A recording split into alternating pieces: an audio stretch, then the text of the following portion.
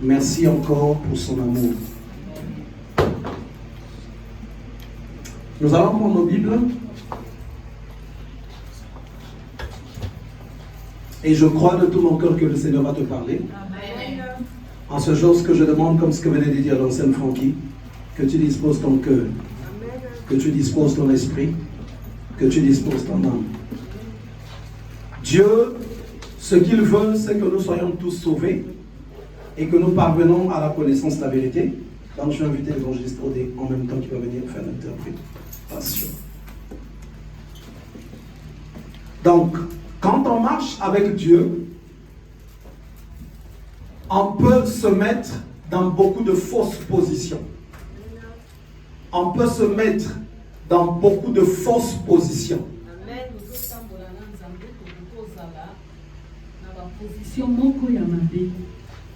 Qu'est-ce que j'appelle par fausse position? Comme une femme qui est dans un foyer,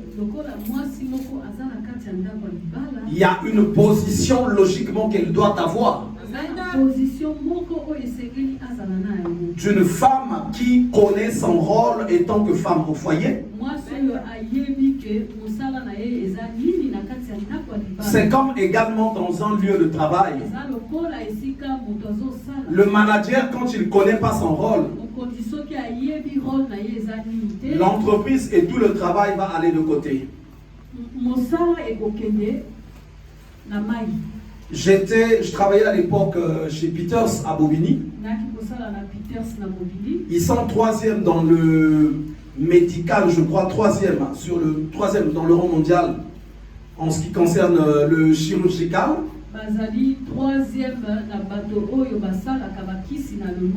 Donc il y a un manager qui venait de partir et un autre l'a remplacé. Celui qui l'a remplacé, il était de race noire. Et moi et l'évangéliste Aude, dès qu'on a vu sa manière de travailler, j'ai dit tout de suite, si c'est moi qui suis le patron de l'entreprise, je le vire.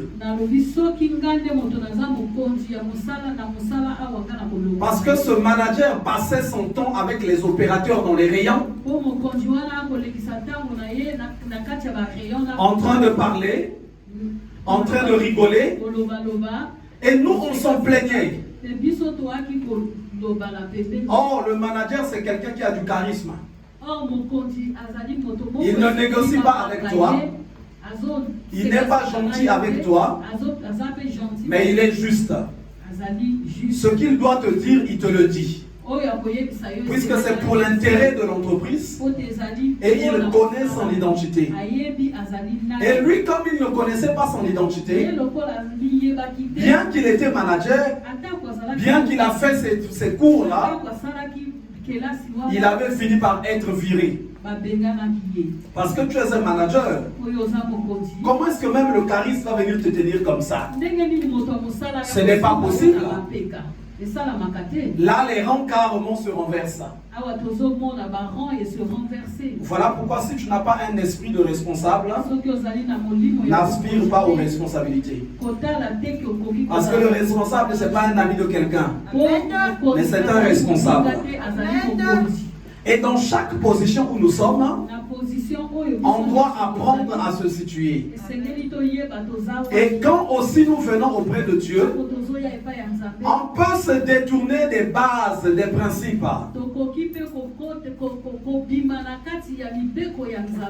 Quand je viens chez Dieu, il faut que j'apprenne à connaître qu'est-ce que Dieu veut, pourquoi je suis là, pourquoi Dieu a voulu que je suis là. Soit là. Dieu, ce qu'il veut d'abord, c'est mon salut. Et il faut que je cherche à savoir qu'est-ce que Dieu a mis en place pour que je parvienne au salut. Pour que je parvienne au salut. Vous savez, les musulmans disent ceci: pour être sauvé, il faut faire beaucoup de bien. Mais je n'ai jamais vu un musulman avec un cahier qui note chaque jour Aujourd'hui, j'ai fait 5 biens. Hier, j'en avais fait 13.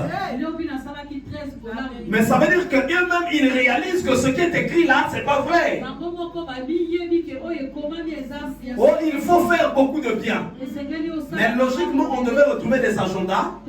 Moi, depuis que je suis né, j'ai déjà fait 400 biens. Mais comment vas-tu savoir que tu vas être sauvé? Mais nous qui venons auprès de Dieu, Yoshua, Éternel des armées, il nous a dit ceci, qu'il nous a tracé un chemin pour que nous arrivions jusqu'à lui. Et ce chemin-là, c'est Christ. Ce chemin-là, c'est Christ. Quand tu acceptes Christ, tu dois obligatoirement renoncer à autre chose, aux choses auxquelles tu étais attaché auparavant. Auxquelles tu étais attaché auparavant. Et tu rentres dans la nouveauté de vie. Je disais hier à quelqu'un, vous savez, souvent on parle de foi. Mais d'autres personnes font l'erreur sur ce qu'ils disent. La foi, ce n'est pas la précipitation. La foi, ce n'est pas l'agitation. La foi, ce n'est pas marcher vite. La foi, ce n'est pas des anticipations. La foi, ce n'est pas des anticipations. Mais cependant, la foi, c'est croire en Dieu. C'est croire en Dieu. Quand on parle de la foi, à partir de la foi, on peut arriver sur des points où on va dire que je ne vais pas le faire. Dans la foi, il y a le oui. Dans la foi, il y a le non. Mais la foi, ce n'est pas une attitude suicidaire. Là où la personne va dire ceci, je vais obligatoirement aller à cette bataille. Moi, j'ai la foi. D'abord, au milieu des enfants de Dieu, la grande majorité qui ont dit qu'ils ont la foi, ils se sont cassés la figure. Parce que dans leur foi, il y avait de l'erreur. La foi, ce n'est pas croire que la chose va se réaliser, mais la foi, c'est croire que je suis avec Dieu. La foi, c'est croire que Dieu me parle. La foi, c'est croire que Dieu peut me dire qu'il n'y va pas. La foi, c'est croire que Dieu peut te dire que si tu y vas, tu vas échouer. La foi, c'est de croire que Dieu va te guider et Dieu va t'orienter.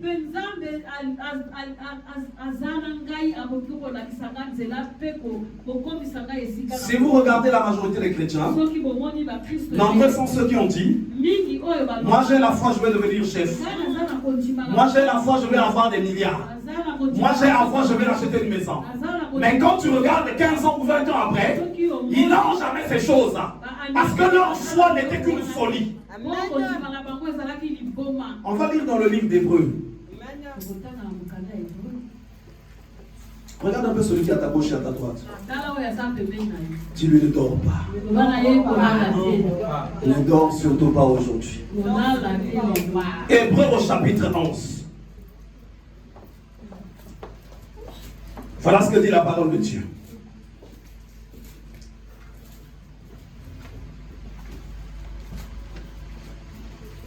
Or, sans la foi,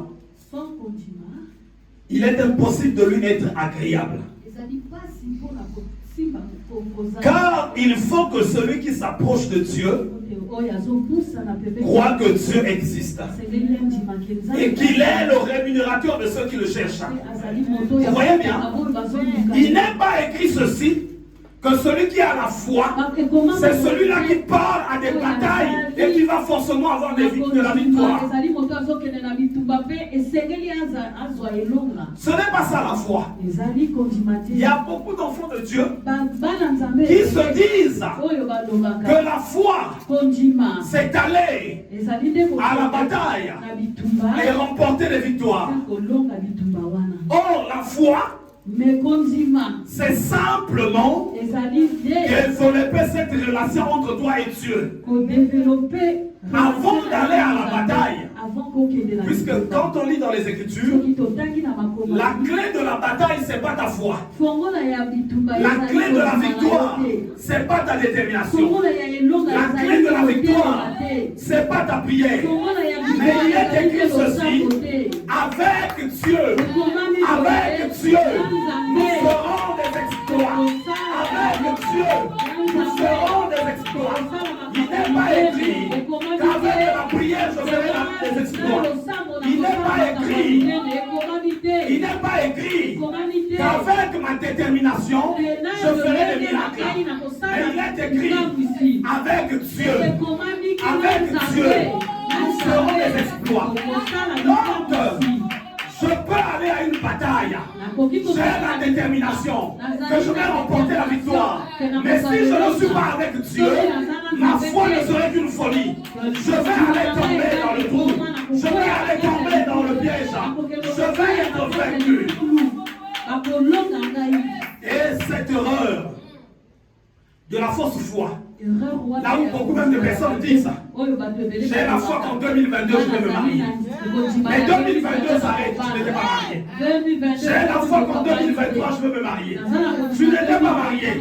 J'ai la foi que je vais avoir telle chose. Mais en fait, ta foi était un sentiment d'enthousiasme seulement. Tu avais de l'enthousiasme. Oh, la foi, c'est un mystère entre l'homme et Dieu. L'homme croit en Dieu et Dieu parle à l'homme. Dieu va lui dire, cette année, c'est l'année du miracle, du changement. Même s'il ne sait pas taper la poitrine, il sait que cette chose va s'accomplir. Je disais à mon épouse et à ceux qui étaient avec moi hier, il y a des gens qui croient que moi, dès qu'on m'appelle pour aller prier, je parle tout de suite. Non, c'est faux. Il faut être à côté de moi pour comprendre. Il y a des choses, de fois, quand on me le dit, il faut que tu ailles prier. Je ne réponds pas. Je ne dis rien. Je ne vais pas aussi partir aussitôt. Parce que ce n'est pas moi qui va les guérir. La guérison viendra de ma relation avec Dieu. C'est de là que ça va venir. C'est de là que ça va venir. C'est de là. Donc, je vais d'abord attendre que je parle avec Dieu. Que je parle avec Dieu. Si l'Éternel me dit, ne va pas, je n'irai pas. Je n'irai pas. La personne m'attendra, je ne viendrai pas. Parce que si Dieu m'a dit ne va pas, et que moi je parte, je peux y aller laisser ma fille. Mais si Dieu m'a dit, vas-y, dans tout le temps où je sers le Seigneur, il y a un grand miracle qui m'avait beaucoup impressionné. Comment il a commencé? J'étais en train de prier, j'étais à trembler à l'époque. Pendant que je priais, c'était vers 3 heures du matin, le Seigneur m'a parlé. Il m'a dit, va sonner chez le voisin que tu salues souvent à l'arrêt de bus. Il a des problèmes. Et dis-lui un peu qu'il te dise ses problèmes. Et Dieu m'a donné des directives. Ici, nombreux sont ceux qui connaissent le frère Sylvain. Donc, j'arrive, chez lui je sonne, il devait faire 7h, 8h. Dès qu'il m'a fait, il m'a fait rentrer, on s'est assis. Il voulait commencer à parler. Je lui ai dit, non, laisse d'abord qu'on va remercier le Seigneur. On a remercié le Seigneur. Je lui ai dit, le Seigneur m'a dit que je vienne chez toi. Tu as des problèmes, mais aujourd'hui, Dieu veut t'accorder le miracle. Dans tous les problèmes que tu as, fais-en un paquet et tu vas voir la puissance de Dieu va se manifester. Il m'a regardé, il m'a dit c'est vrai que c'est Dieu qui t'envoie. Parce que cette maison a vraiment des problèmes. Il a dit je vais commencer à t'étaler ce problème-là. Il commence à aller m'ouvrir son congélateur. Quand il ouvre son congélateur, il y avait 2 combos. Vous savez, il y a des gens qui ont souvent des grands congélateurs chez eux. Hein. Vous connaissez le combo, non? Il restait seulement 2 combos, puis le congélateur était vide. Il me dit ça c'est mon premier problème. Il me dit le deuxième problème, la femme a fui la maison parce qu'il y a trop de galères. Troisième problème, la femme venait d'accoucher. Donc il n'y a rien. Il me dit, 4e problème. Il y a mon frère qui vient d'Afrique. Quand il est arrivé, il est venu au mariage de notre sœur. Et il avait de l'angine qu'il ressentait, ça fait des années depuis le pays. Mais quand on est parti le faire examiner à l'hôpital, finalement c'est un cancer qui est en phase terminale. Donc il a retenu là-bas. Au début c'était avec les papiers de quelqu'un. Mais on était obligé de dire que ce n'était pas sa véritable identité. Et parce que la situation était trop grave, il s'est fait opérer 1 fois, 2 fois, 3 fois. Donc la charge, le montant de la facture a trop augmenté. Et mon beau-frère qui venait de se marier avec ma soeur, donc ils ont signé une décharge à l'hôpital. Et comme le montant atteint maintenant dans les 200 et quelques mille euros, donc l'État, l'hôpital commence à mettre un regard sur la maison du beau-frère. Donc c'est une maison normalement qui va être saisie.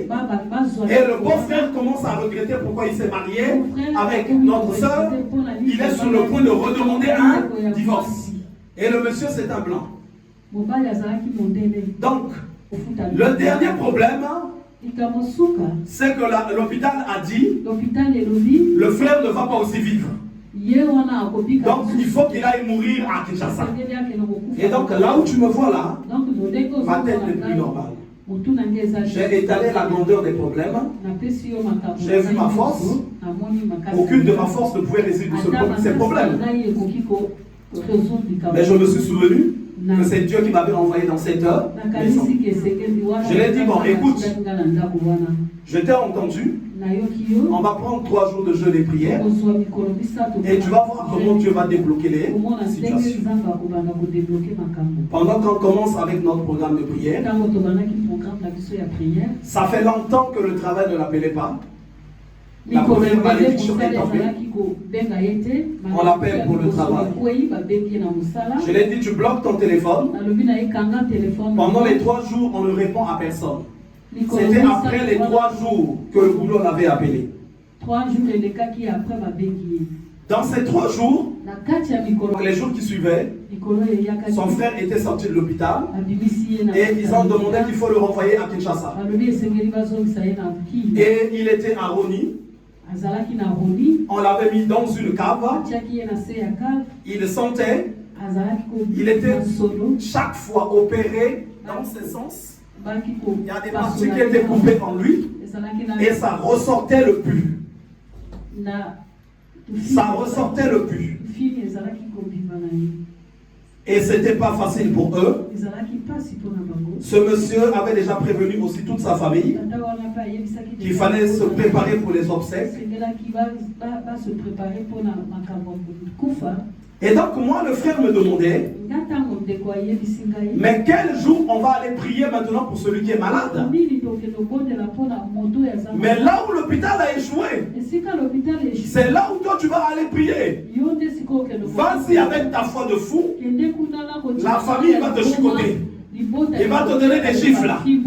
Parce que leur passion qu'ils ont mis à la cave, quand tu arrives avec ta poitrine, oh, moi je viens, j'ai la foi pour le guérir.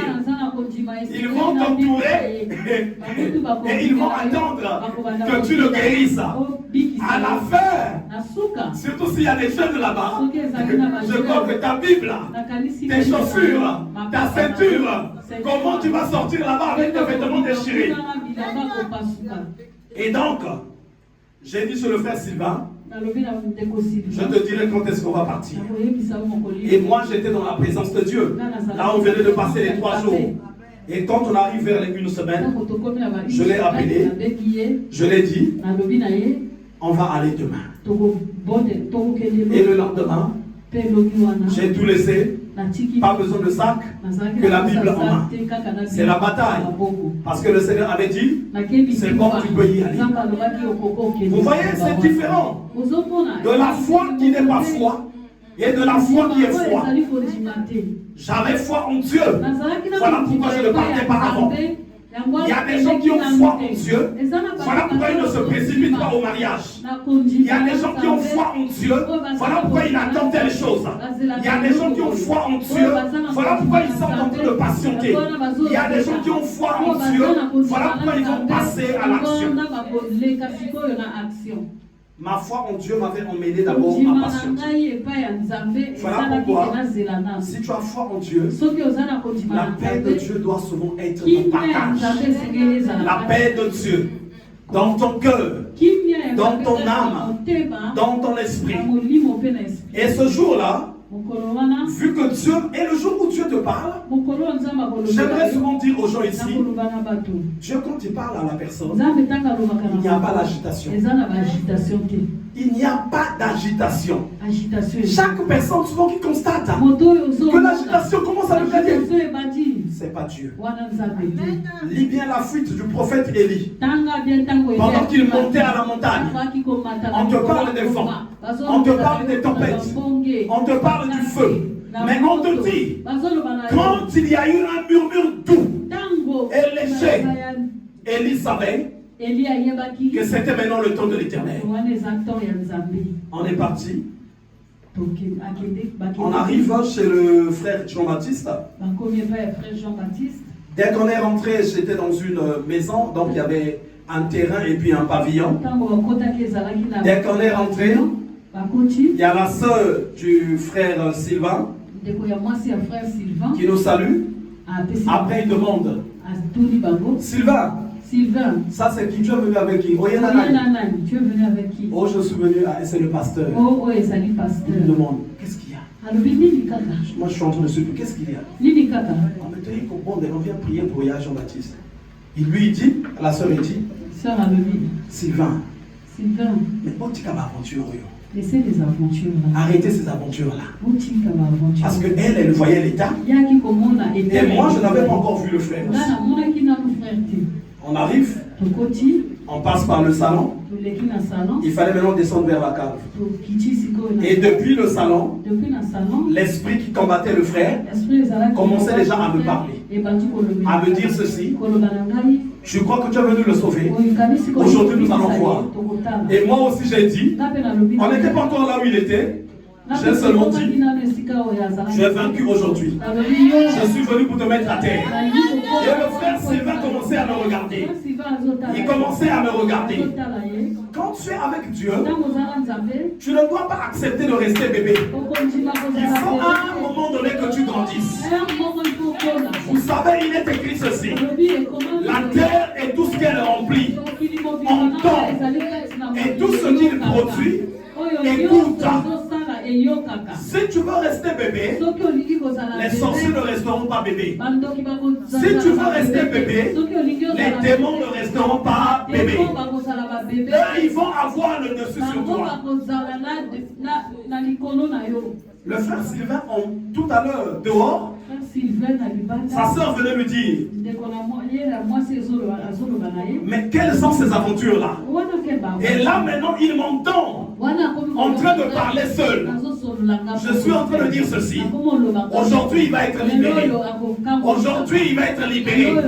Tu ne vas pas l'emporter. Et le frère Sylvain me regarde. Il était perdu.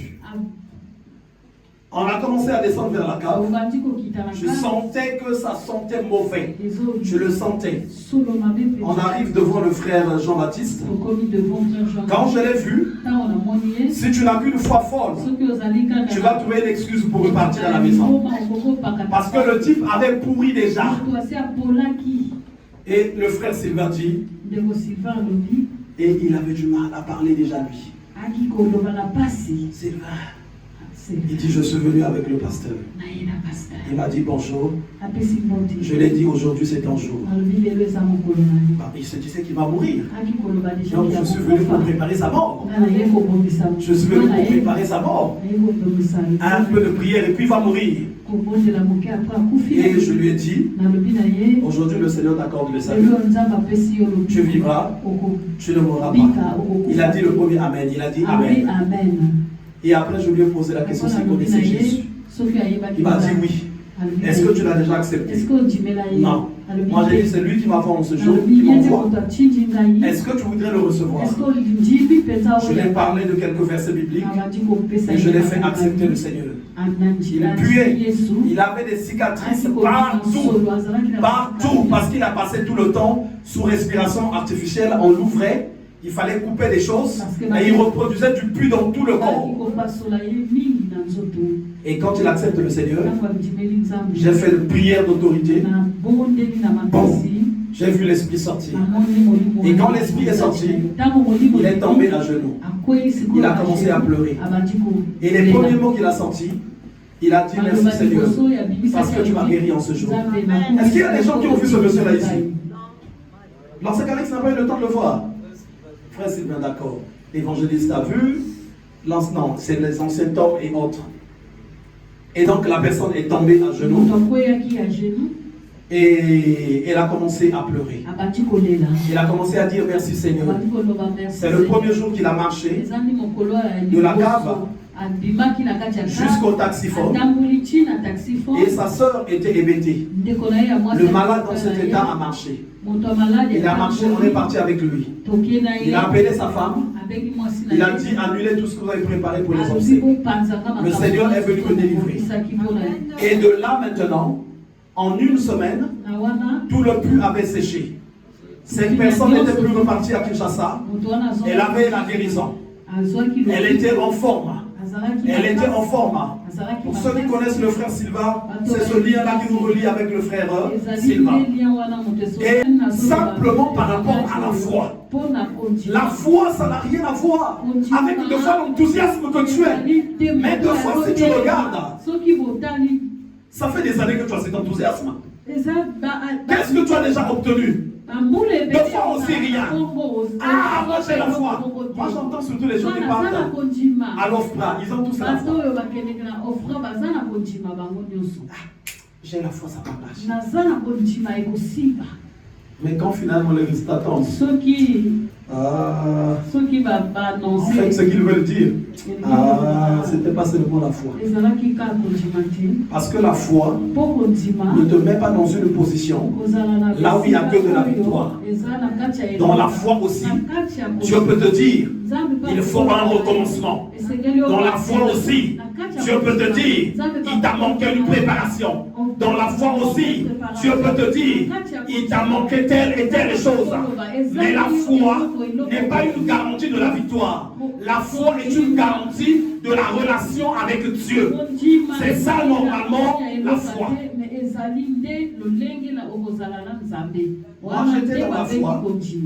Quand j'étais dans la foi il y a beaucoup d'années, je crois que j'avais passé 7 ans dans cette nation sans avoir de papier.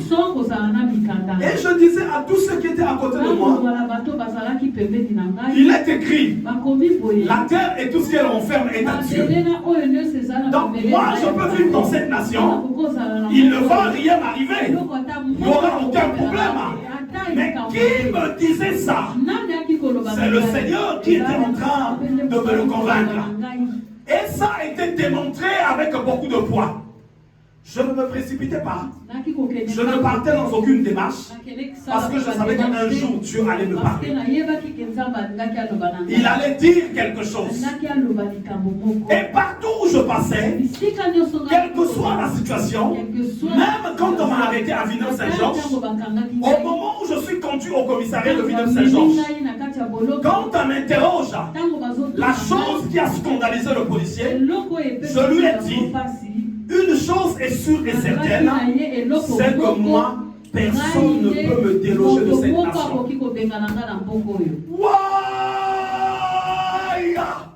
C'est là où je ne devais pas toucher. Et le policier était scandalisé. Ce qu'il a dit, en plus, il parle comme un agneau. C'est l'expression que le policier a utilisée. Il est tout doux. Il n'est pas violent. Mais il a dit à ceux qui étaient à côté de lui, je sais qu'il compte sur quelque chose. Je sais qu'il compte sur quelque chose. Et il faut qu'il sache si je compte sur qui. Il m'a conduit de bureau en bureau. Il me présentait chez ses collègues. Je n'étais pas menotté. Il dit, je vous présente cet agneau qui dit que personne ne peut le déloger de cette nation. Mais dans mon dossier, il y avait un ordre de quitter. Je ne savais même pas. Parce qu'au début, j'avais fait une demande au niveau de l'OFPRA. Mais là où je n'étais même jamais passé. Et donc, on m'avait donné un OQTF. Et j'avais tout le dossier en face de moi. Mais finalement, la décision était tombée. Il fallait que je sois maintenant conduit dans un centre de rétention. Mais avant le centre de rétention, il fallait d'abord qu'on m'emmène à Cachan. À Cachan, accueil Cachan, la ville de Cachan. Il y a un commissariat qui est là-bas. Ce commissariat-là est spécialement pour ceux qui vont être expulsés. Tu peux voler devant le commissariat, tu peux te battre, ils ne vont pas t'interpeller. Mais si tu veux être expulsé, c'est là qu'eux ils vont intervenir. Et on m'emmène dans ce commissariat. Quand j'arrive dans ce commissariat, finalement, on me présente. J'étais parti menotté dans un véhicule de police. On m'emmène à l'accueil. Il est là le coupable. Il a un OQTF. Donc il doit être expulsé. On pose la question. Donc l'officier du jour pose la question. Le motif c'est quoi? Il a défié l'autorité. Il a dit que personne ne peut l'expulser de cette nation. Ah bon? Et il a un OQTF. Ok. On a mis mes affaires de côté. Et j'étais bien menotté. Là, ils se sont dit peut-être qu'il a des fétiches, peut-être qu'il va disparaître. Tout ça. Mais l'officier qui m'a conduit, celui qui était depuis le commissariat de Villeneuve-Saint-Georges, il a rajouté. Je sais qu'il a quelque chose sur lequel il compte. Mais on ne sait pas sur quoi. La question m'était posée à Villeneuve-Saint-Georges. Si j'avais un avocat, j'avais dit oui. Est-ce qu'on peut le contacter? J'ai dit non, c'est pas la peine. Il est déjà informé. Il a posé la question, mais par qui tu as parlé avec qui? J'ai dit personne. Lui, il ne savait pas que je parlais de Jésus. On arrive à Cachan. Ils ont tout pris. Les gardes à vue sont en souterrain. N'arrive pas à Cachan si tu n'as pas de papier. Tu ne vas plus te sauver. Les gardes à vue sont en bas carrément. Pardon, voilà. On m'emmène en souterrain. On va me faire entrer là-bas. Et quand tu as la foi, tu n'auras aucune peur. D'autres personnes qui disent qu'ils ont la foi, c'est faux. Je suis rentré dans ma cellule. Comme il y en a toujours un banc très dur et une couverture. J'ai vu la caméra. Tout de suite, j'ai compris, donc ils sont en train de me guetter. J'ai dit, il faut que je les intimide. Je me suis mis à genoux.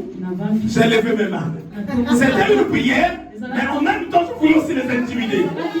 J'ai levé mes mains. Ça, c'est à genoux. J'ai levé mes mains et j'ai dit, oh, merci Seigneur. Je priais très fort pour qu'ils entendent. Parce que le temps de gloire est arrivé. Je sais que, encore une fois, tu vas me montrer ta grandeur, tes miracles et ta toute-puissance. Après, j'ai dit Amen. Je me suis couché. Il n'est pas passé 15 minutes. La cellule venait de s'ouvrir. Clec. Et le monsieur était en face de moi, il était très fâché. Il me regardait. Parce que c'est sûr qu'ils ont écouté la prière. Et les minutes qui suivaient, le procureur a dit, libérez-le. Vous voyez comment Dieu est bon. Et le type, il était là. Le type, il était là. Il me regardait. Il a ouvert la porte. Mais il me dit pas sort. Et il me regardait. Il me regardait. Moi je pose la question, qu'est-ce qu'il y a? Il n'a pas ouvert sa bouche. Il a fait ça. Il a fait ça. Dehors. Moi je dis quoi? Il fait ça, allez. Dehors. On a marché avec lui jusqu'à l'accueil, là où j'ai laissé tous mes trucs. Il ne m'adressait pas la parole. Parce qu'il avait dit, mais on verra bien avec ce dossier-là. Il m'a donné les papiers. Il a dit signe ici. Si, je me pose la question, il dit signe. J'ai signé. Il m'a jeté mes affaires à gauche. Il dit prenez vos affaires et partez. Je dis mais qu'est-ce qui s'est passé? Il dit prenez. Je me suis habillé, j'ai pris mes affaires, j'ai réfléchi. Qu'est-ce que je vais encore faire pour le faire chier? Je me suis rapproché de lui. J'ai dit chef, vous n'aurez pas des pièces pour le ticket du bus, non? Ah! Il a dit non! Je ne veux pas vous voir ici. Et là, le nom du Seigneur était glorifié. Mais, attention, ne pas faire comme moi. Je reviens encore. La foi, c'est en fait la source de la relation avec Dieu. Mais la foi n'est pas une motivation. La foi n'est pas une motivation. Que parce que tu es motivé, que tu vas te dire que tu as la foi. Tu peux être motivé. C'est pas la foi. Tu peux avoir une détermination. C'est pas la foi. La foi, c'est un mystère qui se passe entre Dieu et l'homme. Entre Dieu et l'homme. Vous savez, on avait une cellule à Fontainebleau. Quand on revenait, avant que le bus ne s'arrête, le train, on le voyait en train de démarrer. Et il y avait tous les disciples qui étaient là. Moi, j'étais souvent derrière le bus. Et ils étaient en train de écouter. Oh, mais quelle est cette situation-là? Il fallait attendre encore longtemps pour que le train arrive. Et ça murmurait. Le jour-là, je leur ai dit, et je sentais que le Seigneur m'avait équipé pour ça. Je leur ai dit, bon, je vais arrêter ce train-là. J'ai dit, maintenant, ce train-là va nous attendre. Tant qu'on n'est pas monté, le train, puisque depuis de loin, on voyait le train, comment est-ce qu'on sifflait le départ, les lumières clignotaient, et le train commençait à partir. Donc ils étaient tous là. Il y avait les évangélistes autres. À l'époque, elle était ancienne. Les anciens tormes, ils étaient nombreux. Je dis, le train là va nous attendre. Au nom de Jésus. Jusqu'à ce qu'on arrive. Et moi j'étais calme. Je les entendais en train de goûter. Oh, mais lui aussi veut se prendre pour qui? Oh, donc c'est lui maintenant qui va arrêter les trains. Tout ça machin. Moi je n'étais pas là, c'est pas mon problème. J'ai dit tu nous attends jusqu'à ce qu'on arrive. On va monter et puis après on va démarrer. On est arrivé aussi. On est descendu du bus et j'ai refusé de courir.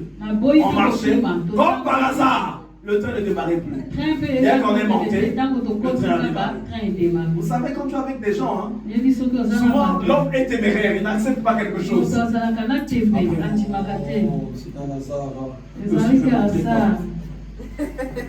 On repart encore.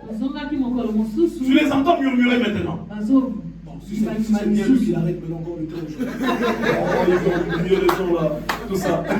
Moi je les entends, je fais comme si je n'entends pas. Dès qu'on arrive à la distance où le train démarre, je dis train, tu t'arrêtes jusqu'à ce qu'on arrive. Comme tu peux, je t'ordonne de t'arrêter. On arrive, on descend, le train ne part pas. Je leur ai fait ça même pendant une semaine. J'ai dit, bon, c'est fini, je ne veux plus faire ça. Et maintenant, eux-mêmes, dans leur groupe, il y en a qui prenaient aussi maintenant le risque. Bon, aujourd'hui, c'est moi qui vais arrêter ce train. Dès qu'on est dans le bus, j'entends maintenant quelqu'un qui prend la décision. Il dit, arrête-toi là-bas. Jusqu'à ce qu'on arrive. Même avant que le bus ne s'arrête, le train démarre déjà. Le lendemain, il change encore de personne. Ah non, là, c'est toi qui vas arrêter le train. Et le train ne s'arrêtait jamais. Parce qu'il voulait faire des choses comme par compétition. Ce n'est pas une folie la foi. Ce n'est pas une motivation. Ce n'est pas une détermination. Si tu es déterminé pour chasser les démons, on peut te laisser dehors là. Chasse-en. Tu vas voir ce qui va t'arriver chez toi. Tu vas voir ce qui va t'arriver. Parce que simplement, comme les fils de Sheva, ils avaient aussi la foi. Ils ont voulu chasser les démons et il leur est arrivé des problèmes. Celui qui a la foi, il développe vraiment sa relation avec Dieu. Il a compris que Dieu est le rémunérateur. Il écoute Dieu. Il obéit à Dieu.